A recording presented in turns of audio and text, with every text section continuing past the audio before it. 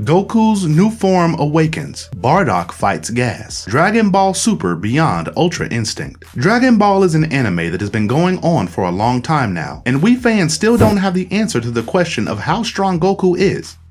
And still keep asking, can he beat Goku though? We may not have answers to these questions, but we do have some answers about Goku's new form. Let's find out. But before we get into that, why not like the video and subscribe to the channel for awesome anime content? Before we start, spoiler warning, we're going to talk about some precise stuff from the manga, so you have been warned. The chapter starts with the fight that was going on between Gas and Goku. Gas is in the evolved form, and Goku is not quite strong enough to defeat him yet. So all Goku is doing is douching. Keep in mind that he has not gotten any power up in this arc. On the other hand, Vegeta has gotten some massive power-ups, but none for Goku right now. As Dragon Ball usually works, Goku gets a power-up and he defeats the main antagonist of the arc. Many fans were hoping that it would be Vegeta this time, but what can we do about it?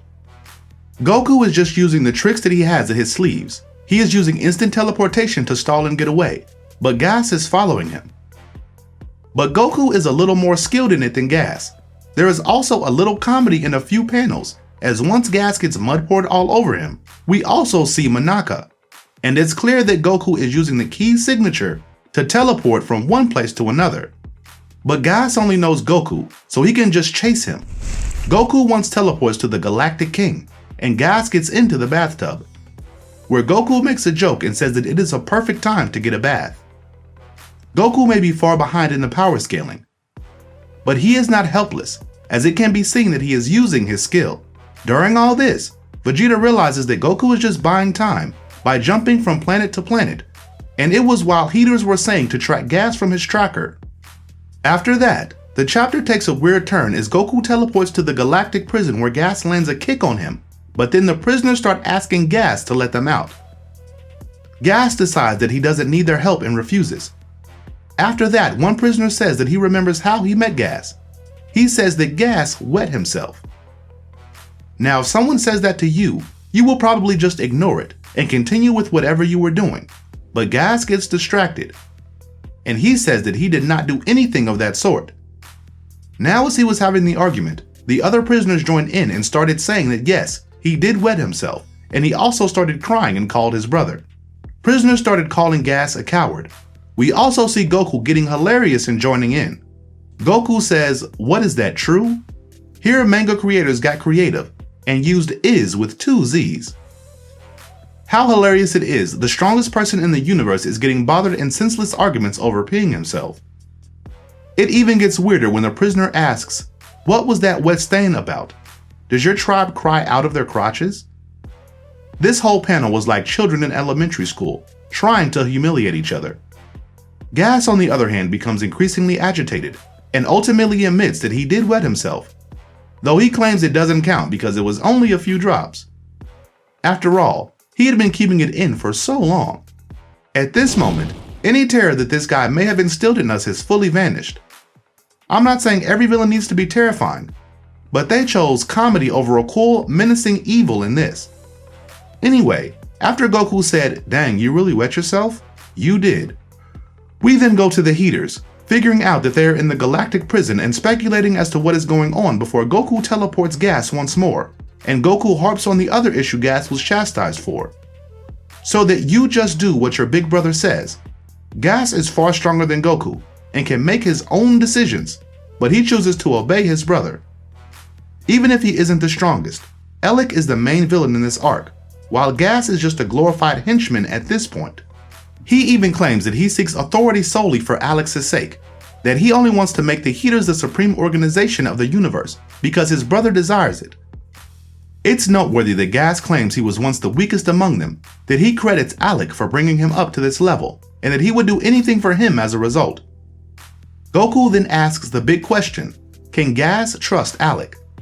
Goku mentions that his brother almost killed him a long back, and you have to like the writer's wit here. Goku simply advises Gas to keep an eye on him, which is great counsel for such a childish character. Back to the heaters. They plan to finish out the remaining inhabitants of the planet because they're already half dead. Thus, Monito and Granola appear to be in serious jeopardy. As Goku continues to teleport, he understands he's been injured by defending and realizes he won't be able to play defense for much longer. He becomes enthralled and teleports to Whis, where he senses his ki. Goku then tells Whis to keep an eye on Gas for a second before calling peace and teleporting back to the planet Cereal, where he's now too far away for the novice Gas to detect him. Whis, as usual, is amused and informs Gas that Goku has returned to Cereal, and that is too far away for Gas to warp right there. What I didn't like about this scene is that Whis tells Gas how to get back to planet Cereal, which I don't think he needed to do. And then Gas starts flying there with superhuman speed. Another interesting feature is that the Oracle says who that was. This can be interpreted as a humorous moment, but it also implies that Gas is not the greatest mortal combatant in the universe, as he claimed.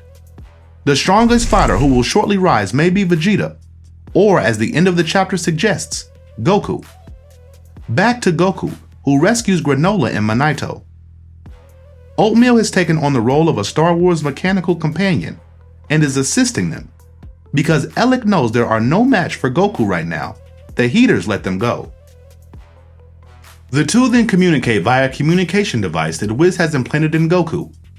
Whis is irritated that this desert type is being disrupted, but Goku makes an excellent point, claiming that he was just a perfect distance away and knew Gas would have to act appropriately around Whis. Then Whis says Gas is speeding upon him. Whis claims that Gas will arrive in 20 minutes. Monito claims that there isn't enough time to hear Granola, implying that Goku or Vegeta will have to pick up their game. We get some really cool items here. Whis inquires about Goku's health, and Goku explains that he can't keep his heart as calm as Whis can. And Whis responds that certainly, angels are fundamentally different living forms than Goku, as far as we know who is saying. Then Whis tells Goku that it's up to him to figure out his own form of Ultra Instinct. Listen to the voice deep within you, he says. What are you really? Monito interrupts as if to address the query, stating, Hey son of Bardock, there's something I have to show you. As a result, it appears that Goku's next generation of Ultra Instinct will be of a Saiyan type. This is interesting because it will provide an opportunity to update the Super Saiyan 4 look. Many people I know consider Super Saiyan 4 to be their favorite design. As a result, this could be an excellent example from which to draw inspiration for a canon series. We learned that back in the day, Bardock scattered taped his battle with Gas. As a result, our guys can now watch it and figure out how to beat Gas. Even though it doesn't work at first, Oatmeal eventually manages to play the audio. We have the heaters calling Gas the ultimate being for a small moment, before returning to our heroes listening to the recording, where Goku hears his father's voice. Which is insane to consider, as we hear Bardock explain to Monito he and Granola must survive. Goku has a vision of Bardock and his mother, urging him that he must survive. The suppressed memory of history awakens something in Goku, and we witness what we can only presume is a new power, or at the very least, the start of the new form I indicated. It's like when a Saiyan looks at the moon and begins their metamorphosis into a giant ape. This is where the chapter ends, and I can't wait to read the next one. Hopefully in the next one we will see some crazy transformation. I just wish. Now you guys go down in the comments and tell us what are your thoughts about the chapter. Don't forget to like the video, and if you like anime, then don't forget to subscribe to the channel, as there is always more to learn about anime, and we will bring you everything. Until next time, bye bye.